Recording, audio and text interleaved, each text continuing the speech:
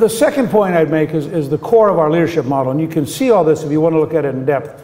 Nancy Desmond and I wrote a book called The Art of Transformation. And in The Art of Transformation, we outline an entire model of leadership in periods of large-scale change. Part of the key to that, which I had actually learned originally from the Army's Training and Doctrine Command in 1979, is a model of leadership that's 4 words: listen, learn, help, and lead. And I really encourage you to look at that model. I mean, it's part of how I got to be speaker and part of how I ran the speakership and part of what I've done running 4 small businesses and American Solutions. It really starts with listening. We had meetings yesterday in New Orleans for American Solutions with small business leaders and with Tea Party leaders, had 50-some Tea Party leaders in one meeting, and about 25 small business leaders in another meeting. And a reporter who's doing an article about me was with us, and he was sort of startled because in the 2 meetings, I listened for about 95% of the time. And we went around and every person talked about what their business was, what they did, what the economy is like, what they were worried about. And then with the Tea Partiers, we went around and found out why they got involved and so forth. But if you discipline yourself to listen, and so the first thing in your conversation, whether it's with your staff, your constituents, or your colleagues, is to listen to them before you ask them to listen to you. You change the dynamic. Now, if you take the second word, which is learn, which we injected it early on because we discovered Americans do 2 things they confuse with listening.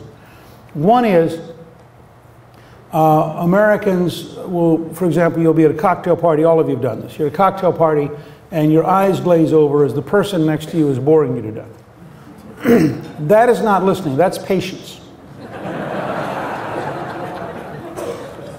The second thing every one of you has done is you've gone into a meeting, you've made your pitch. The other person has begun to respond. You're actually not listening to them. You're trying to review how to improve your argument. That's called cheating. And what I would urge you to learn to do is to discipline yourself to slow down and do what consultants call appreciative understanding. That is, you have the obligation to ask the other person questions until you understand what they're saying and you can appreciate why it makes sense to them. Now, I didn't say agree or sympathize. I mean, you say, you know, now that I understand why you believe this, I think you're crazy as a loon. But it's important for you to thoroughly understand. I'm the longest serving teacher in the senior military. And I teach a course for 1-star generals and admirals. And I consistently emphasize to them the importance of listening carefully to learn, because you deal with so many different people, and you all have this with your constituents. Think about the total range of personalities, cultures, attitudes, professions, occupations that are your constituency. And so learning, why is somebody saying this? Why does it make sense to them? What are they actually trying to tell me? The third level is, frankly, if you listen and learn, you almost always help people. Think of the words we use. They get it out in the open. They get it off their chest. They ventilate. The act of telling you something, they may figure out the solution just because it gets out in the open and they see it. You may have new ideas, new information. When they ask you then, having been listened to and learned from and helped, when they say, will you lead? We have a model for leadership, which is values, vision, metrics, strategies, projects, and tasks. And when you go through this model, this is all on 1 page of our book. When you go through this model, I'm going to come back to it because it's the second part of working with people. When you go through this model, the first thing you do is go back and say, what do you think? And so the goal is, whatever your current plan is, every person you talk to becomes a consultant. Every person you talk to becomes an advisor.